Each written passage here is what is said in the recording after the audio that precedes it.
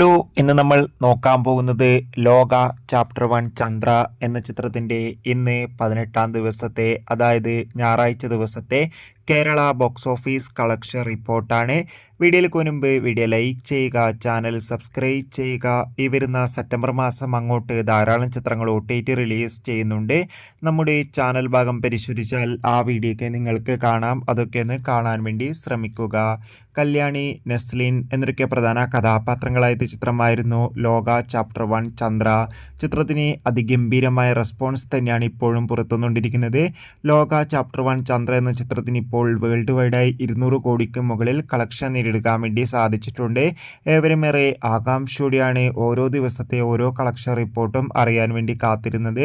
ഇന്ന് ഞായറാഴ്ച ദിവസവും ചിത്രത്തിന് അത്യാവശ്യം മികച്ചൊരു ബുക്കിംഗ് കേരളത്തിൽ നടന്നിട്ടുണ്ടായിരുന്നു. അതുകൊണ്ട് തന്നെ 2 കോടിക്കടുത്ത് വരെ ഇന്നും കേരള ബോക്സ് ഓഫീസ് കളക്ഷൻ നേടിയെടുക്കാൻ വേണ്ടി സാധിക്കുമെന്നാണ് ഇപ്പോൾ ട്രാക്കിംഗ് റിപ്പോർട്ടുകൾ സൂചിപ്പിക്കുന്നത്.